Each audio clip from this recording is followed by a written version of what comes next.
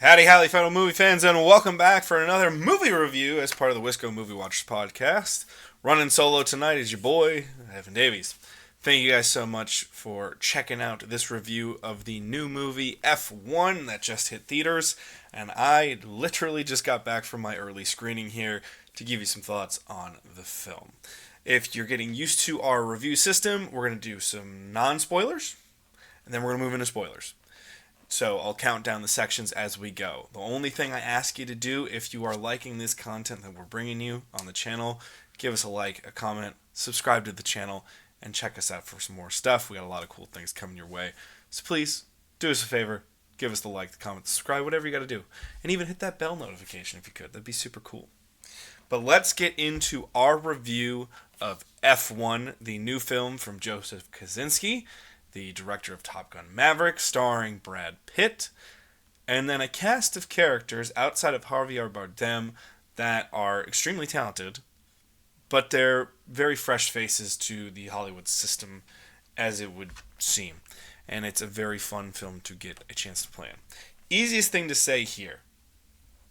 There is, for the most part, a tone throughout the film that is a bit Top Gun Maverick light-esque. And what I mean by that is extremely similar pacing. The music is quite similar, especially with the music being composed by Hans Zimmer. And a very enjoyable and endearing cast of characters to root for. There isn't really someone that you're rooting against here. You're really just rooting for people.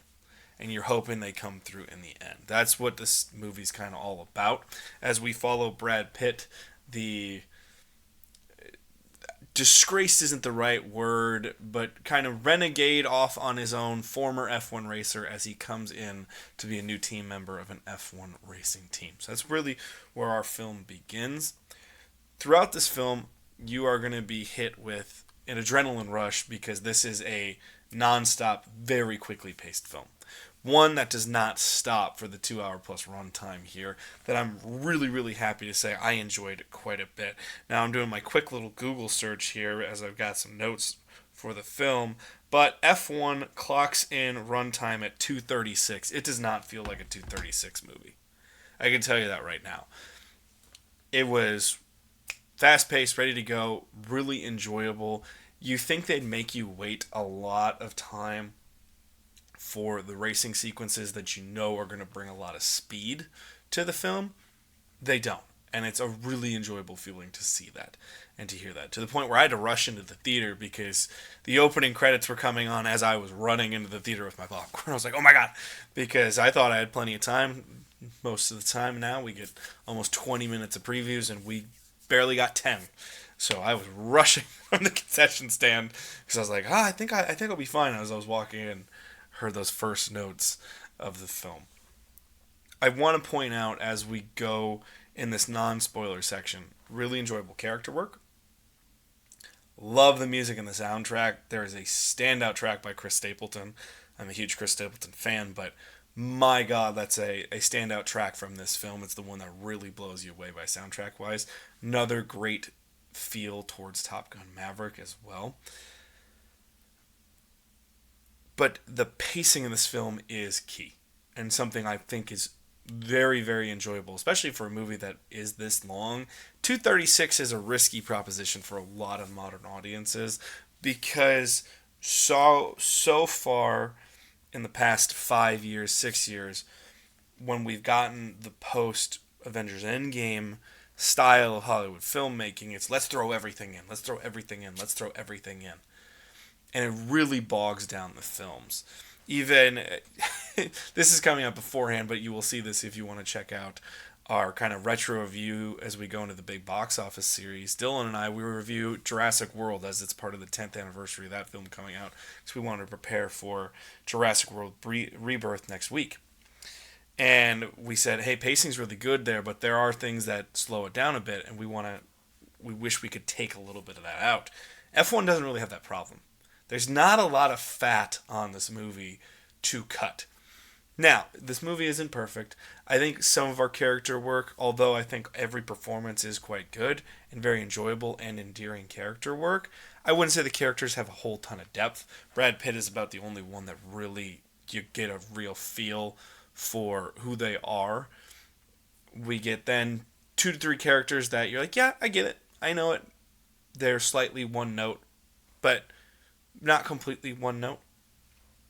Damon Idris also gets a really nice chance to play here, which is really fun.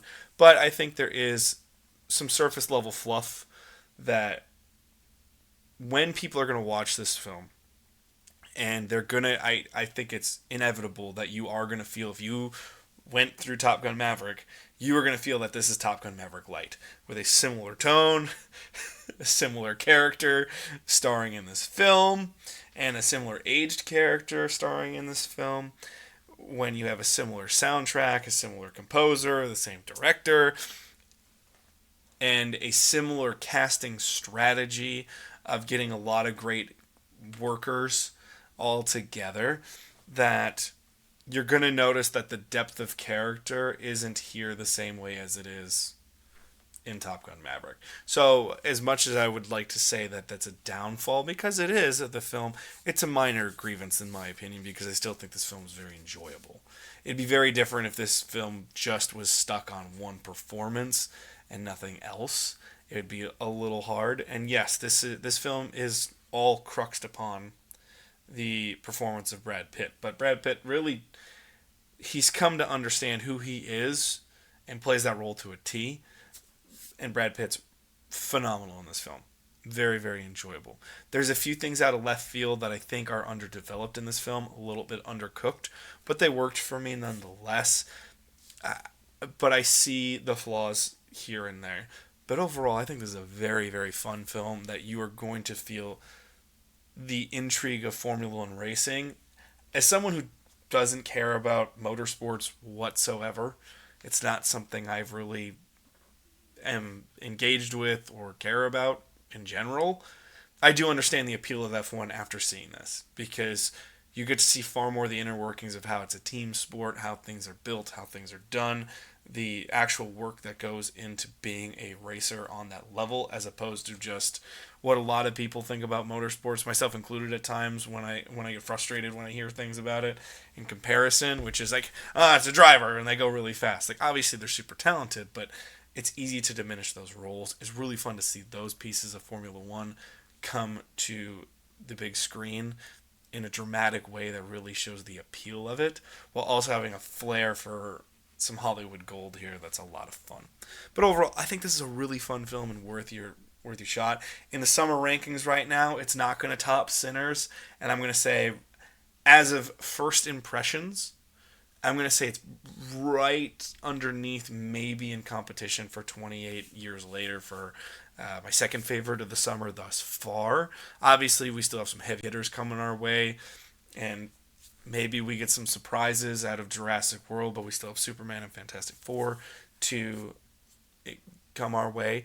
But overall, I still think this is a very worthwhile film that should do really well because of word of mouth, because this is a really, really enjoyable film, and I think you will enjoy it.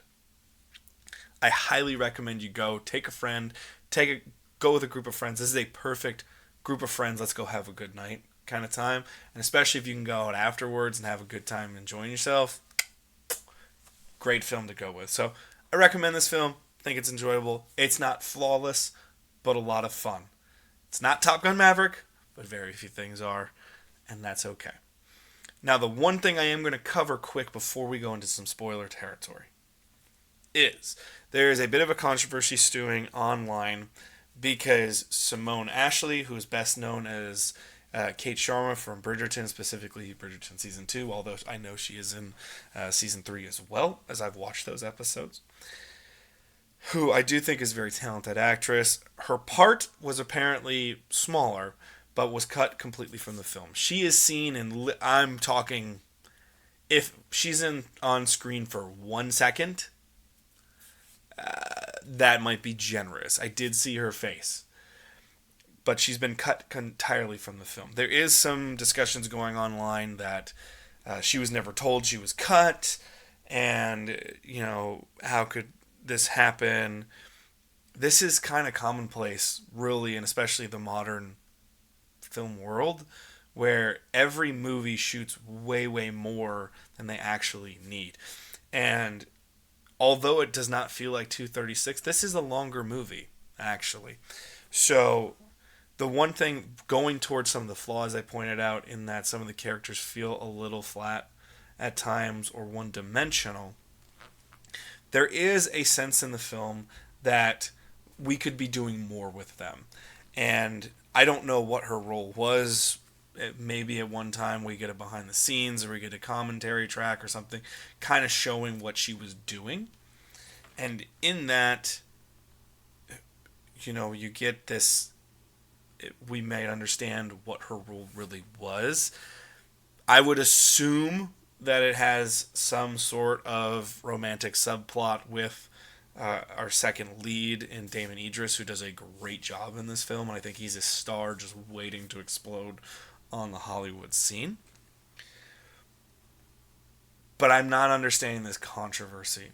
From reports, she was told beforehand by Joseph Kosinski personally that her role, which she herself said it was smaller, was cut from the film. This has happened to a lot of people, both men and women alike. I understand the frustration, especially for fans, but just in general, a woman of color being cut from a film, it kind of sucks that it seems to be a recurring theme that can happen more often to our smaller roles that allow people of color to get in and become bigger stars. That's a very frustrating process, and the treatment of people of color on film, and specifically women of color in film, that's a discussion that is extremely valid and needs to happen more often. So from a standpoint of a fan that really likes Simone Ashley, going out and saying, I'm so mad she got cut from the film. If you're upset about that, you have every right to be. But it does not seem like this was nefarious. She was never told. It was very professional. She still came to the premiere and was extremely positive and was happy to reunite with everybody, and everyone seemed very on board with her being there. So it had nothing to do with personalities not working out, from at least reports that we're getting thus far, to the point where she seemed very happy and positive, engaged to be there. And Joseph Kosinski himself said she's extremely talented and he'd love to work with her again. So maybe there's an opportunity in another film to do this again. But it also seems like this film's been in production in some way, shape, or form for years now. She's even made a comment stating that she's had discussions about this movie before season 2 of Bridgerton even came out. And that was years ago now. So it is interesting to see the balance of what's going to come for her and what's going to come for this movie. Ultimately, I don't think this is the torch and pitchfork moment.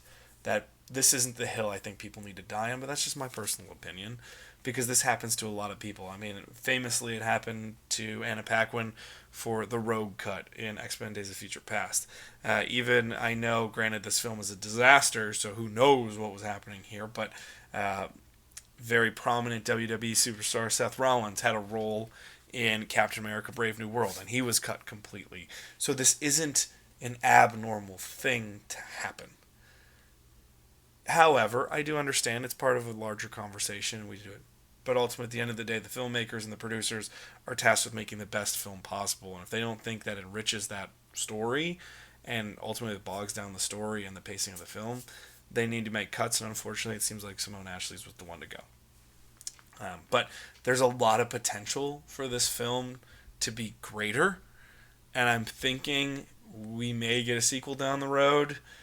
It just feels like there's a lot left on that bone. It's one of the few movies that I walked out of lately that I just went, there's a lot more on the bone. So that's why I would say there's some more obvious flaws. But that's something I did want to discuss in this, just because I know it's going around a lot online right now. And be aware of that as you go into the film, if that is something you are interested in. You're not going to see Simone Ashley, and that's A-okay. So I'm going to go into a little bit of spoilers here, but I'm not going to go a lot. Honestly, I don't think this is a movie that spoilers are a crux that you need to skip at all. but I'm going to give you a quick countdown just to give you a little bit more context about the film. So we're going to count down 3, 2, 1. So we're leaving our spoiler-free territory. So pause this and come back to it later once you've seen the film if you haven't. But we're going into spoiler territory, so we're going to count down 3, 2, 1. We're now into spoilers. So the things I want to talk about more about this film is we have Brad Pitt, who is a former Formula One racer who flamed out due to a terrible crash. You learn this halfway through the film. It's not unlike some of our other friends in other films that we may have already mentioned already, such as Maverick from Top Gun, or many other characters. This isn't a 100% unique character here. But what takes this character in a different direction is he's someone who's chasing something all the time, but there's an honesty to these characters that I really, really appreciate. We have, I just want to make sure I get our actors and actresses correct here, because I don't want to mispronounce anything or just give you the wrong actor or actress. So, we have Carrie Condon plays the main love interest in Kate, and she is the main engineer behind the Formula One racers on the team that is owned by Javier Bardem. And he's a former teammate racer of Brad Pitt's character in the film. And then we have Damson Idris, who I think is truly very, very talented, as the hotshot young rookie who needs to learn. So the only things I think is really important is to talk spoiler wise and give you a little glimpse into something is we have this juxtaposed character who is flamed out, but he just constantly keeps looking for more races. It doesn't matter what it, that he starts in it's either NASCAR or some form of racing, but it's very similar to NASCAR. And then he's talking about doing like a Baja desert like dune buggy race at the end of the film, and he just wants to race because that's where he's fully at peace. And then you have this main love interest in Carrie Condon, who it's the challenge for her. So that's kind of what binds them together and brings them together. But I love the honesty of this film. You have a character set with Brad Pitt and Damson Idris, in which they come to respect one another, they come to like one another, you could even say they are friends, but their competitive nature doesn't go away, and it's not as if it's all hunky-dory and they're going to ride off into the sunset like Butch and Sundance. That's not the vibe. Same thing with the love interest. There's a happy ending for them, but it's not like they're going to ride off into the sunset and get married and he's going to retire and everything. They have a wonderful kiss goodbye. They have a wonderful moment where he's like, can I see, instead of saying, I'll see you down the road, because his instinct is to leave, he says, can I see you down the road? More so, I really want to do this, but I also have this internal need to keep chasing the peace that racing gives me. And they have a good parting moment, and I love the honesty there. That relationships are challenged in this, but in a true way where it's not crazy, over the top, arguing all the time, or constant drama that's over the top. There's an honesty to these characters, which is why I think even when I brought up the one-dimensional character comment before, I said it still works. Because it feels real. It doesn't feel like, it doesn't feel like movie characters that are trying to do too much. There's an honesty to what they're doing, and I really, really appreciate that. So that's why I wanted to take a little bit of time in the spoiler section to talk about those. I think Javier Bardem does great being an old friend, but also trying to be a boss. I think that aligns pretty interesting and fun. It's a similar role to a modern Iceman, but there are a lot of differences in Bardem's character, and it's Javier Bardem. He always does a great job. And we have a bunch of side characters that I wish we got to flesh out more, but we just don't in this movie. It's crazy to say with 2 hours and 36 minutes you didn't have the time to do it, but we really focus on Brad Pitt here. This is Brad Pitt's movie, this is Brad Pitt's character, and that's the only one that's truly fleshed out, and I think it's worthwhile. And that's the only thing I really wanted to talk about, spoiler section, but I want you guys to go watch the film and enjoy it for yourself. I think you're going to have a lot of fun. But that is our full review of F1, and I'm happy to give it to you, and I hope you guys enjoyed the show. Check out our channel for more reviews, new podcasts coming every week, and all kinds of cool, fun stuff coming your way. Check it out as best you can. We want to keep giving it to you. So give a like, a comment, subscribe. That'd be super cool. But in the meantime and in between time, peace, love, and hugs to you all. Thank you all for watching. Goodbye!